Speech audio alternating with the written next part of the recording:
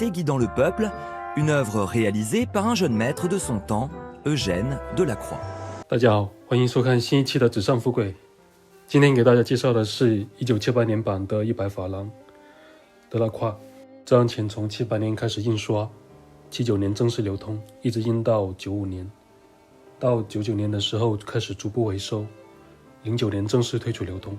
钱币的设计师和雕刻师跟康坦德拉头是同一批人，抽象派画家吕香·冯达纳霍萨设计的正反面，正面雕刻为 Henri Renaud， 反面是 Jacques Chopin， 水印是 Jacques Courbet。钱币的主色调主要是棕色，还有一些橙黄色，以及水印处的留白。下面一起来看钱币的正面。主人物是 Eugène Delacroix， 是法国19世纪浪漫主义画家。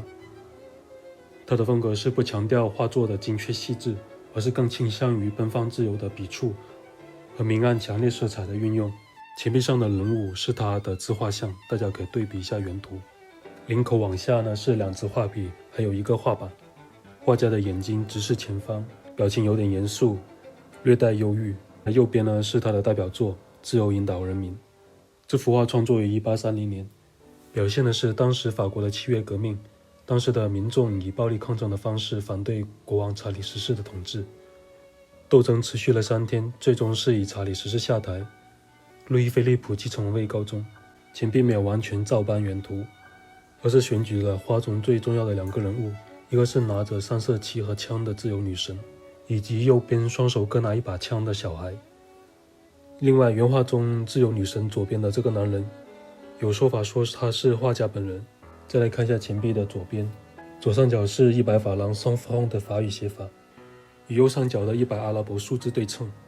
下来水印处是画家的头像，再下来是3个点，是法国法郎首次采用的盲点。短号右边有一个小长方形徽格，是用于机器对纸币的识别。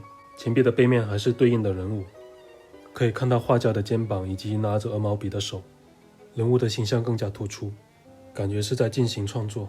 画家背后是他位于巴黎第6区的公寓，可以带大家去看看。这个是 Fürstenberg 广场，今天这个公寓已经变成了德拉夸的博物馆，大家日后有机会了可以来这里来参观。从这个门进去就可以看到钱币中出现的院子。最右边水印处上方是面值，最下方是法律条款。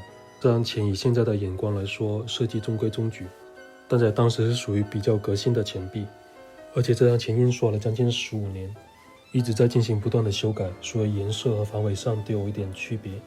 大体可以分为4种。第一个是7879年，左上角100法郎字体里面有斜杠。第二种是78年到89年之间，右上角的100字体颜色变淡。90年到93年，水印的精细度有所提高，钱币的色彩也更加深。第4种是94和95年，钱币背后的这个法律条文有进行了更改。细分的话还有很多种，比如我这一张同年份同签名的，右上角的100，还有冠号、签名字体的大小油墨都不一样。这张钱的存世量很多，特别是流通版的，而且订书机孔的现象特别严重。单纯玩品种的话很容易入手，但是要玩版别差异的话就特别多了。好了，如果你喜欢本期视频的话，请点击订阅、点赞，谢谢。